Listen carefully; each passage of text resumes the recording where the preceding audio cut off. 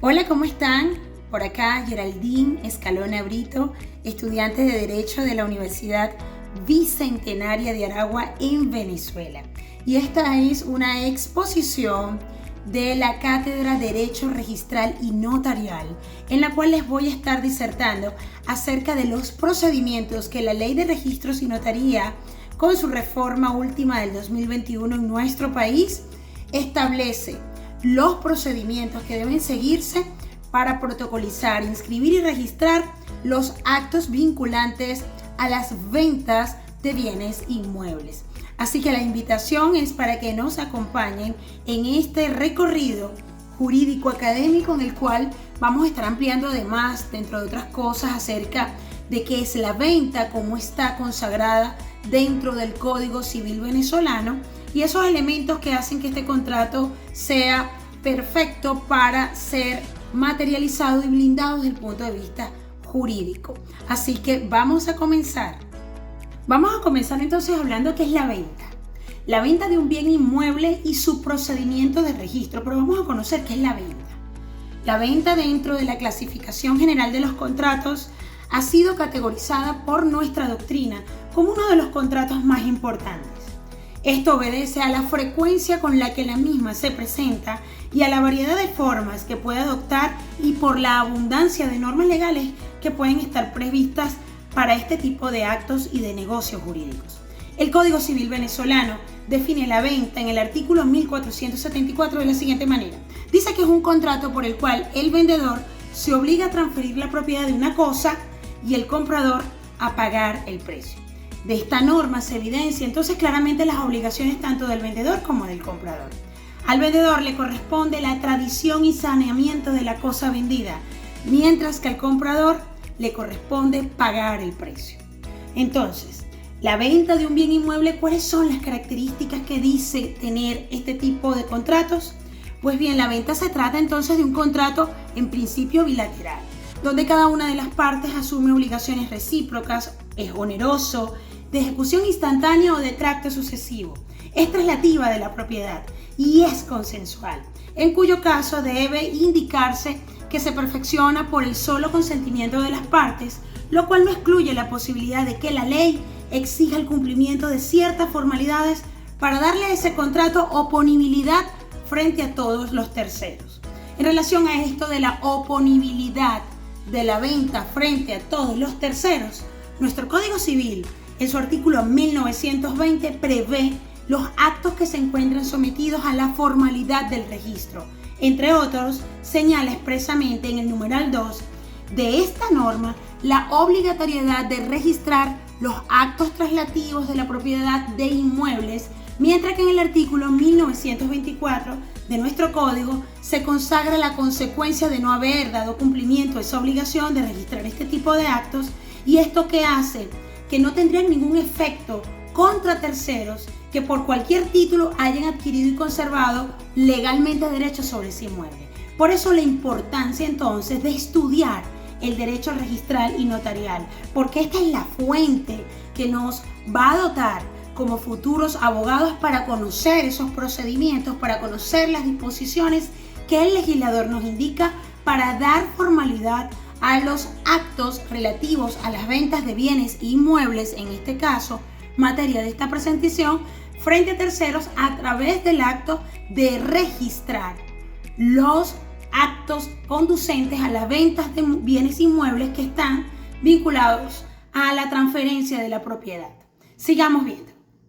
En este sentido, en palabras más sencillas de lo que ya les refería en este primer intro, la venta de un bien inmueble entonces debe ser registrada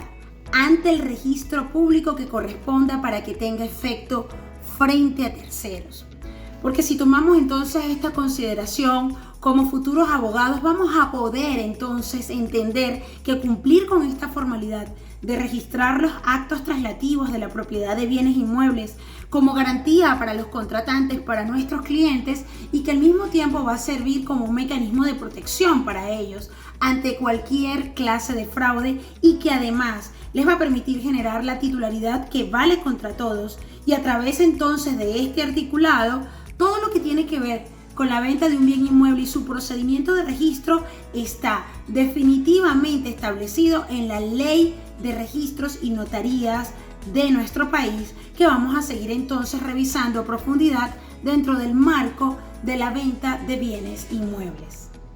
Bien, a continuación vamos a hablar sobre cuál es el procedimiento que se debe seguir y que está establecido en nuestra ley para la venta de bienes inmuebles. Este procedimiento, en principio, debo señalar que está dentro de todas las disposiciones legales y previstas de la Ley de Registros y Notarías, sobre todo en su última reforma 2021, porque es el instrumento que tiene por objeto la organización, funcionamiento, administración de esas competencias de los registros públicos, de los registros principales, de los registros mercantiles y de las notarías públicas del país. ¿Con qué fin? Garantizar la seguridad jurídica, la libertad contractual y el principio de legalidad de los actos o negocios jurídicos, de los bienes y derechos reales que están basados en los principios de rogación, prioridad, consecutividad, legalidad y publicidad. Así que la competencia para llevar a cabo este procedimiento en cuanto a la venta de bienes inmuebles es el registro público, que de acuerdo a la disposición del artículo 46 de esta ley tiene por objeto la inscripción y anotación de los actos o negocios jurídicos relativos al dominio y demás derechos reales que afecten los bienes inmuebles. Entonces el registro público está vinculado a los trámites de catastro municipal y a la información registral inmobiliaria con el fin de establecer la identidad de los títulos, su relación entre el objeto y el sujeto de los mismos, así como para tener referencia del aspecto físico de esos bienes inmuebles y todo aquello a través del denominado código o cédula catastral. Estos, digamos, que empiezan a ser los primeros aspectos que están contemplados para iniciar un procedimiento de venta de bienes inmuebles. Estamos entonces en esta primera parte hablando sobre el procedimiento que se va a seguir dentro de los registros públicos para bienes inmuebles. Voy a seguir comentándoles a continuación. Vamos a hablar de esos requisitos de admisión del procedimiento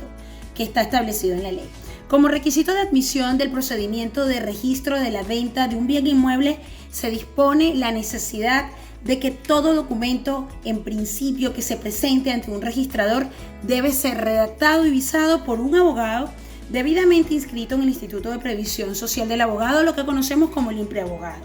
y que esté habilitado para el libre ejercicio profesional, porque esto está dispuesto en el artículo 23 de la Ley de Registros y Notarías. De tal forma que la ley tiene dentro de este marco, en el capítulo 1, nos señala y nos establece cuáles son los alcances de los servicios registrales y en consecuencia cuál es el requisito de admisión.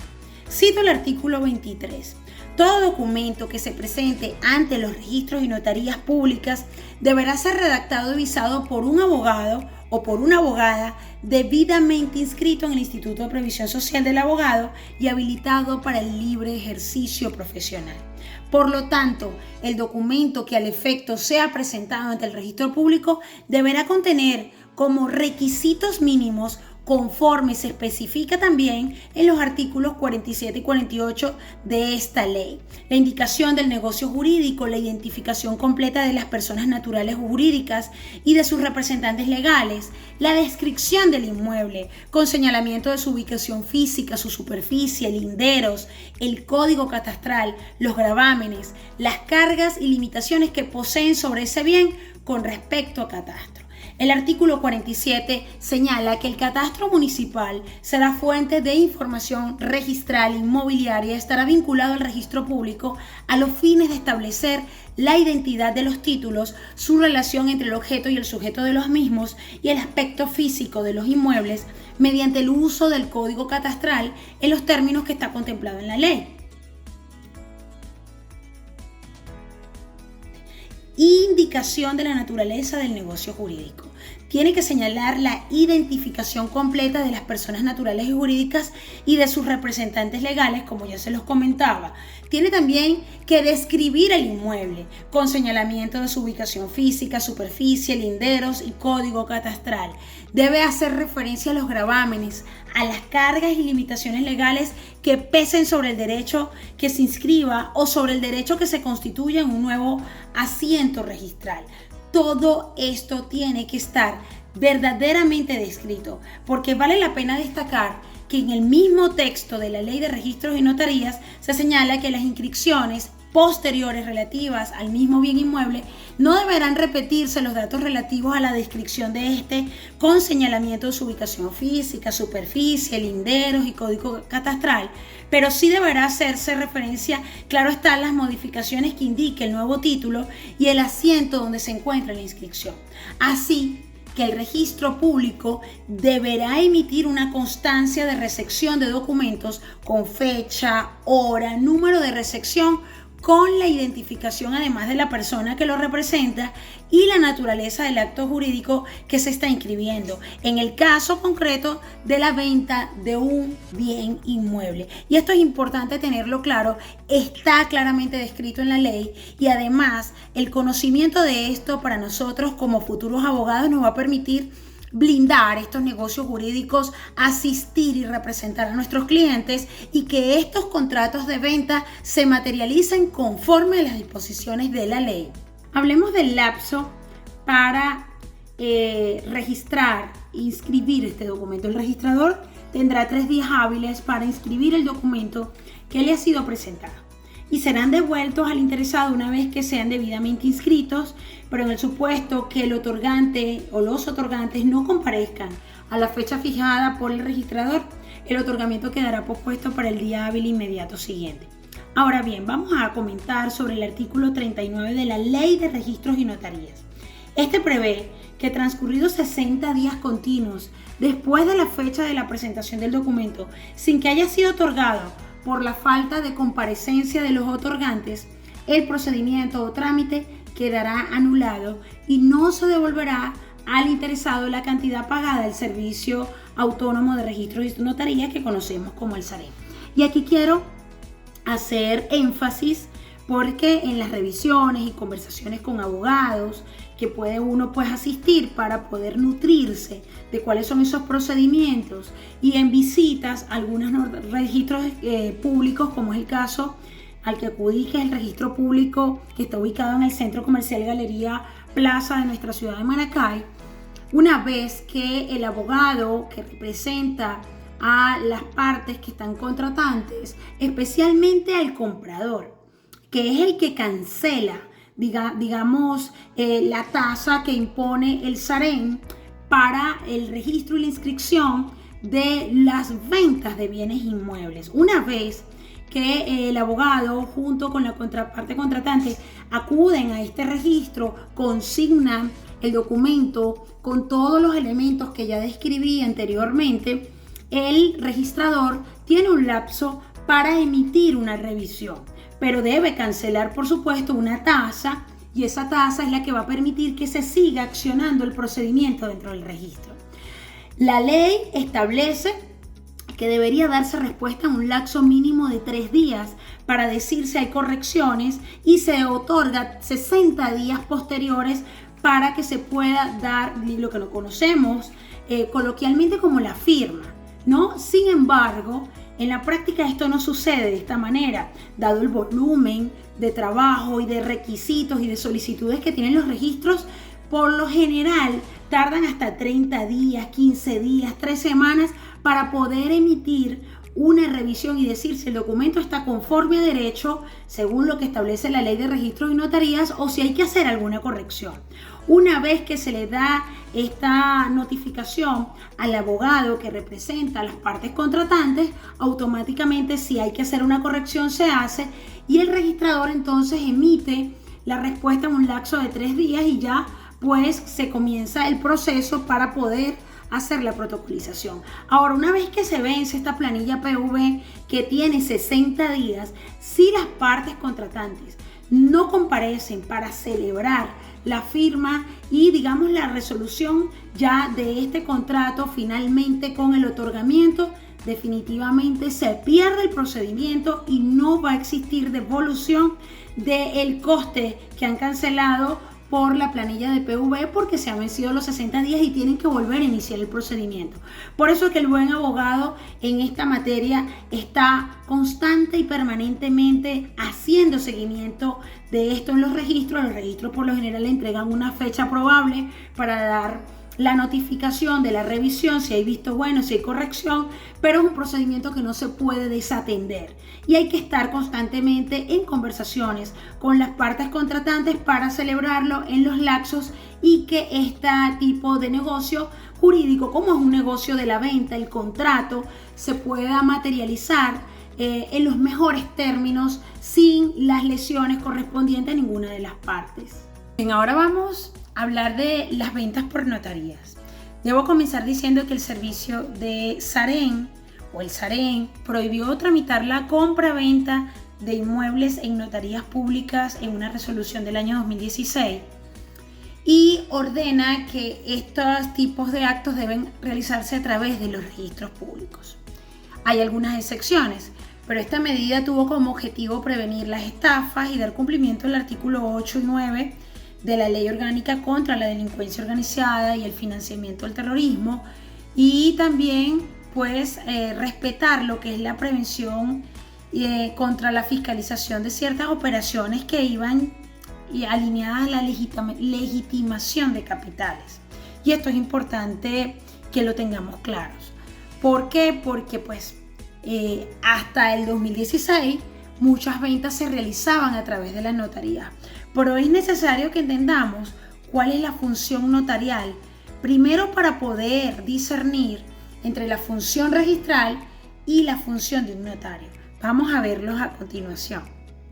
Primero que nada, debemos tener absolutamente claro como futuros abogados que la facultad de una notaría es dar fe pública. Las notarías, en el artículo 68 de la ley, señala pues que está constituida por funcionarios que están pues autorizados por el SAREN y que tienen solo la potestad de dar fe pública a los hechos o actos jurídicos ocurridos en su presencia física o a través de medios electrónicos, indicando en este último caso, por supuesto, la ley indica cuáles son los instrumentos y los medios para poder dar certeza de ese acto. Entonces, la notaría da fe pública, el registro inscribe la titularidad. El artículo 75 señala que las notarías y los notarios tienen competencias en el ámbito de su circunscripción para dar fe pública de todos los actos, de todos los hechos y declaraciones que les sean autorizados, ¿ok?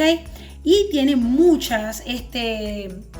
tipos de negocios. Dentro de eso se hablan de los contratos, negocios jurídicos unilaterales, bilaterales, poderes, y habría que ver hasta ciertas limitaciones que no son competencias de esta exposición, pero nos nombra en la ley que los notarios tienen la facultad de dar fe pública en esos contratos que tienen la opción de adquirir derechos sobre bienes inmuebles. Sin embargo, una circular emitida en el año 2016 por el SAREN determina la prohibición a las notarías de dar fe pública en los contratos de ventas de inmuebles con algunas excepciones. Vamos a verlas. Bien, en la investigación que estuve realizando y en las entrevistas con algunos destacados abogados del medio, me señalan que el SAREN prohibió tramitar la compra-venta de bienes inmuebles en las notarías públicas a partir de diciembre de 2016, dado que se instruyó que todo este tipo de contratos y ventas se realizaran por el registro público, porque esta medida tenía como objetivo prevenir las estafas y dar cumplimiento al artículo 8, numeral 9, de la Ley Orgánica contra la Delincuencia Organizada y el Financiamiento del Terrorismo, porque se estaban suscitando situaciones de estafa, y también a las normas para la prevención, control y fiscalización de las operaciones de legitimación de capitales y financiamiento del terrorismo.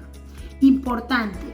los funcionarios de la Dirección de Legitimación de Capitales indicaron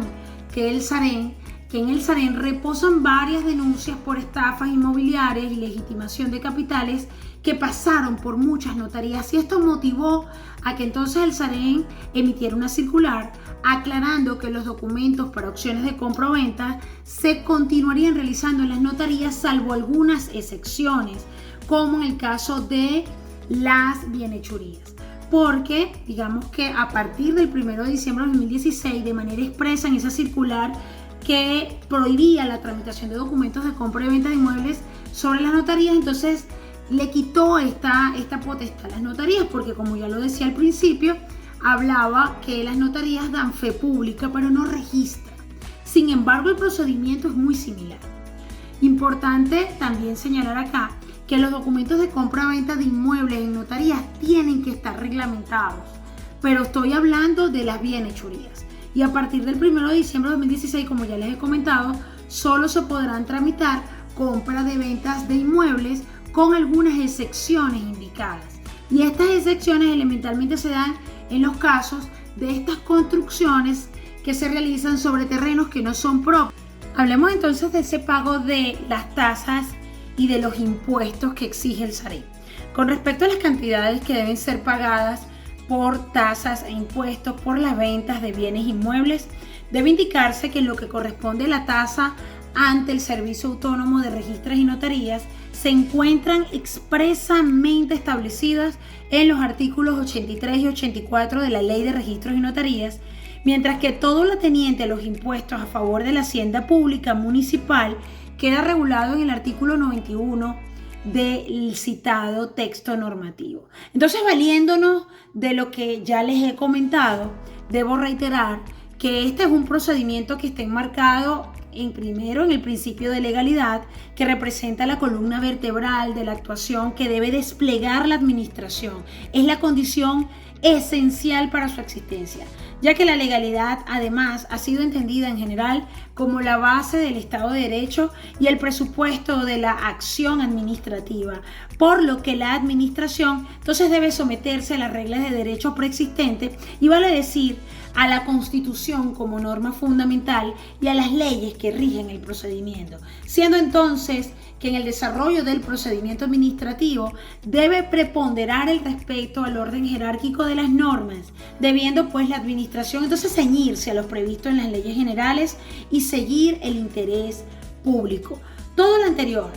impide a los registros públicos a cobrar tasas que no se encuentren expresamente establecidas en los textos legales que regulan el procedimiento y exigir requisitos adicionales que no estén previstos en la ley y a los interesados. Actualmente, la Ley de Registros y Notarías, en su reforma del 2021, migró de tasas que estaban establecidas en unidades tributarias y fueron ancladas al petro. Hoy día, en la actualidad, el petro pues ha sido desplazado como esa unidad de cuenta, esa medida de referencia para la cancelación. Hoy en día el SAREN en los diferentes registros y notarías tienen como tasas algunas variables que están ancladas a monedas de cuenta extranjeras que pueden ser tasadas a nivel del euro o incluso del dólar, aunque no es la moneda de cuenta oficial, pero sí está reconocida en nuestro ordenamiento jurídico de tal forma que el mismo Banco Central de Venezuela tiene una tasa establecida para lo que es la conceptualización y la variación de cómo podemos entonces hacer el canje de bolívares a dólares. Actualmente, insisto, en los registros públicos y notarías, este tipo de tasas e impuestos está anclada a las monedas extranjeras. Por lo tanto, ya no hablamos de petro, ya no hablamos de unidades tributarias, sino que en el registro está establecido cuánto es el monto que se tiene que cancelar por el concepto de estos bienes inmuebles respecto, digamos, a las revisiones y a las tasas que están vinculadas a las planillas PV y a los procesos que están intrínsecos administrativos tanto en los registros como en las notarías. Hablamos de ese impuesto de registro que es lo que más inquieta a los compradores, pues el impuesto de registro se calcula como un porcentaje del valor estimado de la venta del inmueble y que está determinado por el registro correspondiente y que puede ser hasta un máximo del 2% del valor de la venta y por lo tanto es responsabilidad del comprador su pago. Ahora,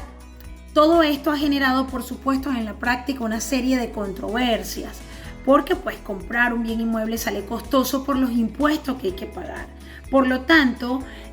pues una de las formas en las que se está buscando regular esto es que el registrador es muy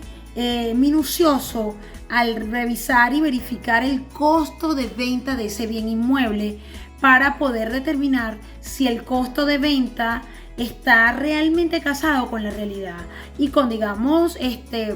la valoración del inmueble en el mercado, porque pudieran colocarse, digamos, valores ficticios por debajo para tratar de reducir el impuesto. Entonces, muchas de estas situaciones pues genera algunas situaciones interesantes que desde el punto de vista del derecho vale la pena revisar para poder asesorar de manera oportuna a nuestros clientes sin ir en contra de la misma norma. Así que la reforma de la ley de registros y notarías modificó, por supuesto, la dinámica del pago de impuestos para el registro de compra de bienes inmuebles, porque incrementó de alguna manera y de forma exponencial estos montos a pagar. Así que esta es una materia por demás súper interesante porque recae sobre los bienes reales, sobre las transferencias de la propiedad, sobre la venta, que es el contrato de mayor impacto en la sociedad porque es uno de los que mayor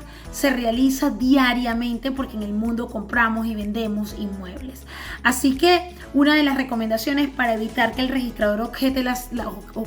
la cifra es que esta cifra de venta esté alineada, digamos, con la realidad, ¿ok? De manera tal que todos estos documentos que se van a presentar, bien sea por el registro o la notaría, tengan un valor considerable que no esté por debajo de los rangos lógicos del mercado y que no permitan presumirle al registrador o al notario que se está haciendo un tipo de evasión. Esta exposición ha sido para mí muy interesante porque me ha permitido como estudiante de Derecho profundizar y conocer al detalle cuál es la dinámica que se sigue en los registros y las notarías públicas para poder inscribir o dar fe pública de estos actos jurídicos y estos negocios jurídicos tan importantes como es el contrato de venta, bien sea para bienes inmuebles, o bienes inmuebles con la excepción a través de la notaría, como es el caso de las bienhechurías. Mi nombre es Geraldine Escalona Brito. Ha sido para mí un honor poder compartir estos saberes que han sido incorporados a mí a través de lecturas profundas, a través de orientaciones, con la oportunidad de entrevistar al doctor Óscar Borges Hurtado, un jurídico especialista en materia inmobiliaria, el doctor Lenín Cariel, y a todos los docentes y abogados que de alguna manera me dan información valiosa e importante para poder defender este tipo de información que es bien válida para un abogado en ejercicio y, por supuesto, para nosotros como futuros abogados.